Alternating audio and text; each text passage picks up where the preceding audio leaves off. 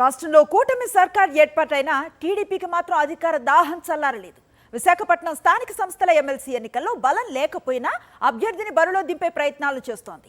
చంద్రబాబు వెన్నతో పెట్టిన విద్య అయినా ఓటుకు నోటును మరోసారి తెరపైకి తెచ్చే కుతంత్రాలకు పాల్పడుతోంది. ఉమ్మడి విశాఖ జిల్లాలో స్థానిక సంస్థల కోటాలో జరిగే ఎమ్మెల్సీ ఎన్నికలపైనే అందరి దృష్టి ఉంది. వైఎస్ఆర్సీపీ తరఫున మాజీ మంత్రి బొత్స సత్యనారాయణ బరిలో దిగుతున్నారు.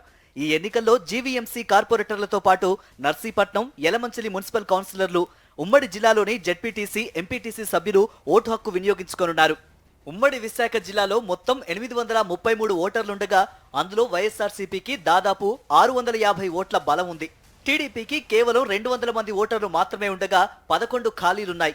అధికార పార్టీకి సరిపడినంత బలం లేకపోయినా ఎన్నికల బరిలో దిగేందుకు ప్రయత్నాలు చేస్తోంది. మరోసారి ఓటుకు నోటు, వైస్టాయ్ హోటల్ రాజకీయాలు తెరపైకి తెచ్చే కుట్రలు పన్నుతోంది. వైఎస్ఆర్సీపీ ఓటర్లను ప్రలోభపెట్టో, భయపెట్టో ఓట్లు వేయించుకోవాలని చూస్తోంది టీడీపీ. వైఎస్ఆర్సీపీకి చెందిన స్థానిక సంస్థల ప్రజాప్రతినిధులెవరూ టీడీపీకి మద్దతు తెలపడం లేదు. అయినా 60 మంది నేతలు తమ శిబిరంలో ఉన్నారంటూ ఎల్లో మీడియా ద్వారా తప్పుడు ప్రచారం చేయిస్తోంది టీడీపీ. దీన్ని వైఎస్ఆర్సీపీ నేతలు తీవ్రంగా ఖండిస్తున్నారు.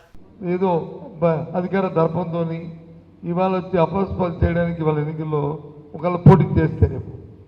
ఆ రకమైన నిర్ణయాన్ని వాళ్ళు తీసుకుంటున్నారు. ఇది ప్రజాస్వామ్యంలో, రాజకీయాల్లో ఇది మంచి సాంప్రదాయం కాదు.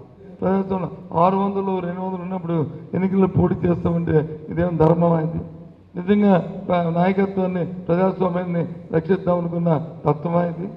ఏ రకంగా అంటే ఏదో ప్రలోభ పెట్టాలి, ఏదో మాయ చేయాలి, ఏదో జులుం చేయాలి, ఏదో ఒక రకంగా అడ్డదారు తొక్కాలి అనే కదా.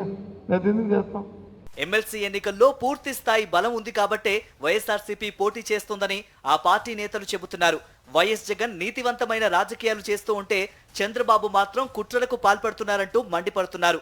తెలంగాణ ఎమ్మెల్సీ ఎన్నికల్లో ఓటుకు నోటు ద్వారా కొనుగోళ్లకు ప్రయత్నించి మూటాముల్లే సర్దుకొని అమరావతికి వచ్చిన విషయాన్ని గుర్తు చేస్తున్నారు.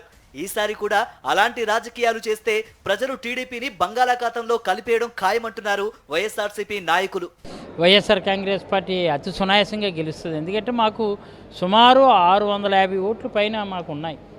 150 ఓట్ల నుంచి 200 ఉన్నాయి టీడీపీకి. ఇంకా అధికారం ఉంది కదా అని చెప్పి అప్రజాస్వామ్యబద్ధంగా ఏదో మందు ఇచ్చో, మనీ ఇచ్చో, ఇంకోటి ఇచ్చో చేయాలనే కుయుక్తులతో ముందుకెళ్లాలని చూస్తుంది తెలుగుదేశం. బట్ ఏదేమైనా సరే ఇప్పుడు కరుడు కట్టినటువంటి వాళ్ళు, జగన్మోహన్ రెడ్డి అంటే అభిమానం ఉన్నటువంటి వాళ్ళు, పార్టీ కట్టుబడి ఉన్నటువంటి వాళ్ళు, అసలైనటువంటి కేడరు రియల్గా మాతో ఉన్నారు. టీడీపీ స్థానంలో మేము ఉండి 200 ఓట్లకే పరిమితం అయితే మేము పోటీకే నిలబడం, అధికారంలో ఉన్న నిలబడం. మరోవైపు వైఎస్ఆర్సీపీ అభ్యర్థి బొత్స సత్యనారాయణ ఎన్నికల ప్రచారంలో దూసుకుపోతున్నారు. నియోజకవర్గాల వారీగా ఎంపీటీసీలు, జెడ్పీటీసీలు, కౌన్సిలర్లతో సమావేశం అవుతున్నారు. వైఎస్ఆర్సీపీ గెలుపు ఆవశ్యకతను ఓటర్లకు తెలియజేస్తూ విస్తృతంగా ప్రచారం నిర్వహిస్తున్నారు బొత్స.